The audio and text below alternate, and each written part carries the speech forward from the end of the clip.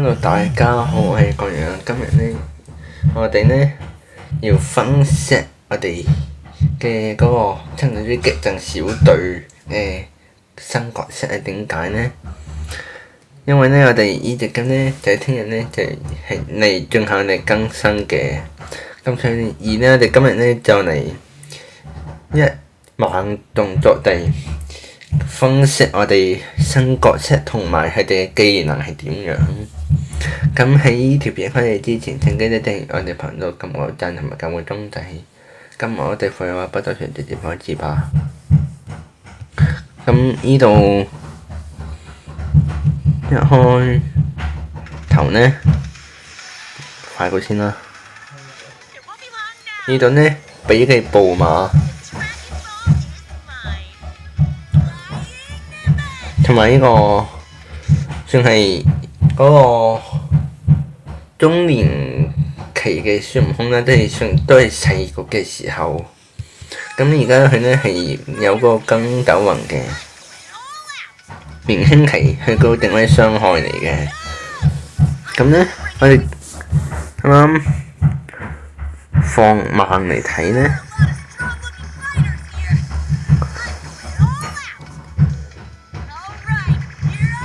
你哋見到呢，佢個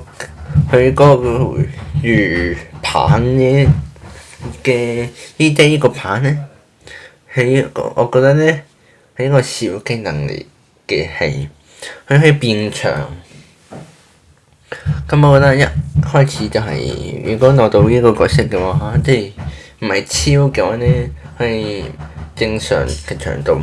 咁可能去到最勁嘅狀態嘅時候，可能係變超長攻擊人嘅係啦。咁步馬你又見到呢，佢揸住架車嘅佢個車嘅前面呢，佢發射咗兩個波去炸敵人。我覺得呢個都係技能之一啦。跟住我哋仲見到架車轉圈，咁我覺得呢個即係小技能之一嚟嘅。同埋呢個步馬呢，定位係坦克嘅係啦。同埋呢，你哋見到嗰個就係佢抌咗一樣嘢出嚟，但係我覺得似乎都係小技能之一嚟咯，好似應該嚇。跟住佢呢就係揸住架車衝向敵人嗰度，跟住砰！咁我覺得呢，呢個係佢嘅大技嚟嘅，係啦。咁呢炸落敵人呢我哋會見到呢，佢周圍呢係有嗰啲橙色嘅氣出嚟嘅。跟住到翻我哋呢個角色，好明顯呢，佢有個小技能係包戰突連打呢個字係啦，嗰個有唔同嘅特效，同埋係一個技能。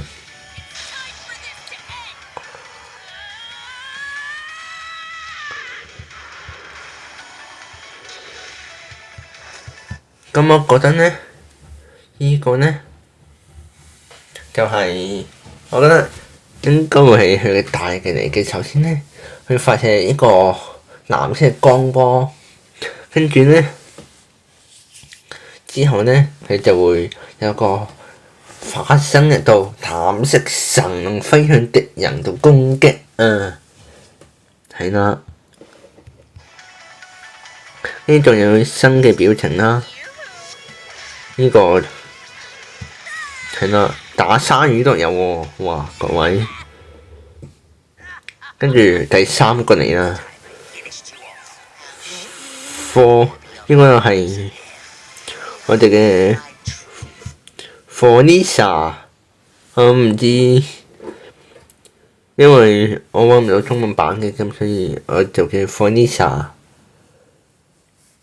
不過呢，佢而家形態咧係第4個形態，同埋佢個定位係技巧嚟嘅，係啦。咁咧，你會見到佢一開頭有個技能，佢隻手指住個地方咧就會引炮，嗰小技能嚟嘅。跟住咧，佢仲可以用石頭咧喺前面起一埲牆擋住啲敵人嘅。咁依次算係第一個有可以擺整啲牆嚟擋敵人嘅第一個角色嚟嘅，依次算係。咁咧，之後見到佢手指咧，同埋你頭先咧會見到佢手指咧指住個有紫色光嘅指住地下個第一次着火，我覺得似係小技或者大技嚟嘅。我哋繼續望落去先嚇。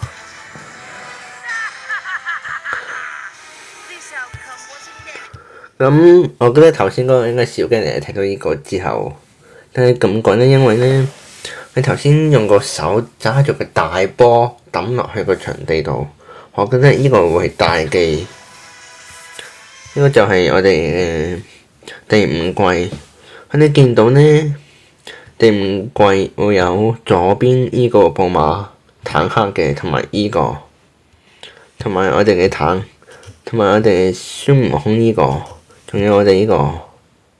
咁我哋第5季就係嘅內容咧，就係總共3個角色會嚟緊嘅會有。係啦，咁咧除咗啲角色之外咧，佢仲有啲表情啊，嗰啲殺人動畫嗰啲嘅都會有新嘅，係。咁咧，